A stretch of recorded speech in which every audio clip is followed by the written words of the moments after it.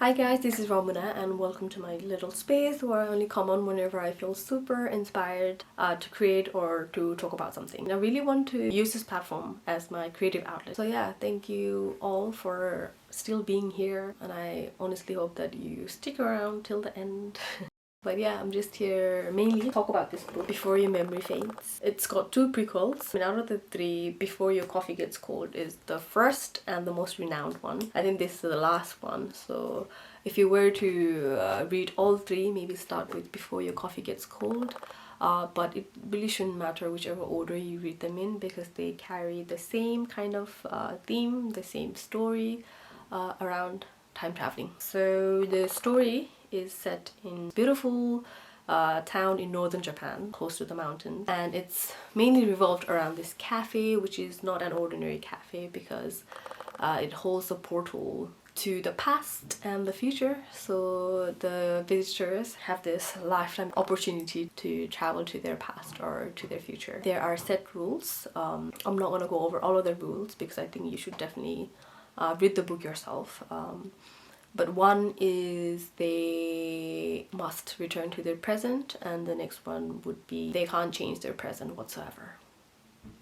So yeah, it features a few characters, a lot of characters who are actually quite interconnected, and the cafe plays a huge role in that. So yeah, I was deeply moved by the two characters from the story because the book really touches upon death, the subject of death, and having lost our grandmother quite recently, it sort of came at a point in my life where I really needed to hear some of the things that were discussed in this book. And this interaction, an instance, between the two sisters, the younger ones has a sudden demise, and her dying so abruptly leaves her older sister in this state of shock, and she's in denial, and she's stuck, not able to move forward. And they sort of meet again, and they talk about how they want nothing but each other's happiness, and how one's happiness lies in the others. And it's a simple message, but it really it really felt like my own grandmother was sort of speaking to me in a way, and it really made me think about her death and how losing myself would hurt her in many ways. And if it was the other way around, I would also be pretty devastated if my loved ones were to suffer because of me. So in a way, it really helped me heal and eased my grieving process and made me look at death in a less condemning way, because I really do feel like we all carry these parts of ourselves which are undying forever, and we carry this light within us. Death is not an end to it. I also found myself reflecting on loss in general, how endings aren't really exclusive to deaths, because we continue to lose people ourselves, our loved ones, lost experiences, opportunities, a lot of losses throughout our lives. So it's all a part of life, and if we were to lose ourselves or constantly blame ourselves, carrying all this guilt within us and giving up on life, I think that would just defeat the purpose of living.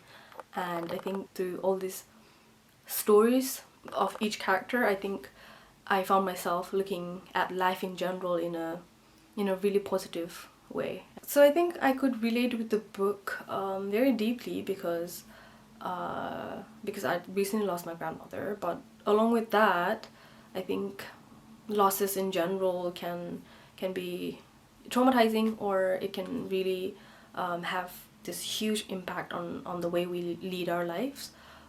So if you have lost someone, whether to death or whether to time, anything, I think it would be a really good book for you to just re-evaluate your own losses with the losses of these characters. And knowingly or unknowingly, we do meet our past and the future on a regular basis, actually, because I mean, I've always found myself either reliving my past or going into the future, sometimes just completely abandoning my present. So I don't think time traveling concept in itself is too far away from our own reality. I got a bit too personal, so rather than talking a lot about the book, I think I ended up talking a lot about my own personal experience, but I think that's what makes reading more enjoyable when it hits home. I hope you sort of find yourself as well in this book, and that you're able to take away some really good key factors from the book. So yeah, thank you so much for being here, and I hope to see you again soon. Bye! And make sure to come back on here before your memory